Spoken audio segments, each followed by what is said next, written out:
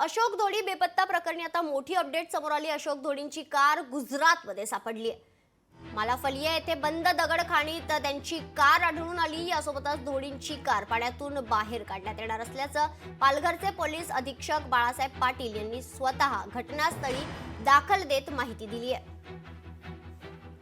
या क्षणाची सर्वात मोठी बातमी आपण पाहतोय। अशोक धोडी बेपत्ता प्रकरणात आता मोठी अपडेट समोर आलेली आहे। अशोक धोडींची कार गुजरातमध्ये सापडली आहे। मालाफलिया येथे बंद दगडखाणीत धोडी यांची कार आढळली आणि त्यानंतर धोडींची कार पाण्यातून बाहेर काढण्यात आली।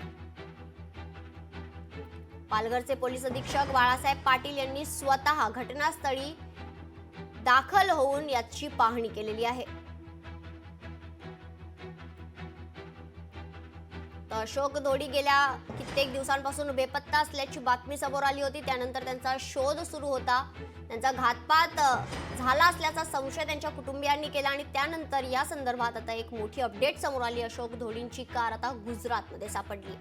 मालाफलिया येथे बंद दगडखाणीत त्यांची कार आढळून आली। त्यानंतर धोडींची कार पाण्यातून बाहेर काढण्यात येणार आहे। पालघरचे पोलीस अधीक्षक बाळासाहेब पाटील यांनी स्वतः घटनास्थळी भेट दिली आहे।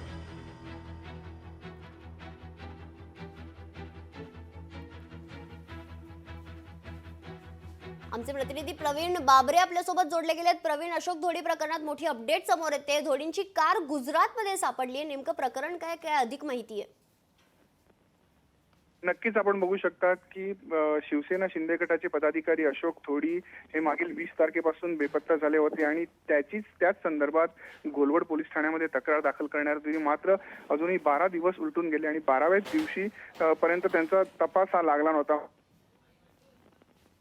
करण्यात आली आणि त्यानंतर जो पोलिसांचा तपास जो केला पोलिसांनी, त्या तपासामध्ये जे पालघर पोलीस आहेत हे एका ठिकाणावर आलेले आहेत आणि गुजरात राज्यातील जे भिलाड आहे, या भिलाड मधील जे सरीगाम आहे, या सरीगामामध्ये एक बंद खदान आहे। या खदानीमध्ये गाडी असले घटनास्थळी पालघर पोलीस आलेले आहेत, क्रेन सुद्धा आलेली आहे आणि आता जी खदान आहे, या खदानामधली जी गाडी आहे, हा गाडी काढण्याचा प्रयत्न पालघर पोलीस करत आहेत।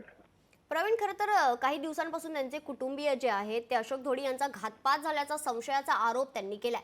या संदर्भात पोलिसांकडून काय चौकशी करण्यात येते? आतापर्यंत त्यांची चौकशी कुठपर्यंत पोहोचली आहे? नक्कीच अशोक धोडी यांचा घातपात झाला असावा असा पोलिसांचा म्हणजे पोलिसांकडून देखील वर्तवण्यात येत आहे। मात्र अजूनही त्यांचा कुठल्याही प्रकारचा जो मृतदेह आहे किंवा त्यांची सापडली नाहीये। मात्र आता जी खदानीमध्ये त्यांचा मृतदेह अतिशयही वर्तवण्यात येत आहे। निश्चितच।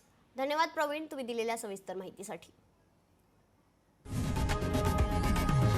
लोकशाही मराठी ऐका, पहा, जागरूक रहा।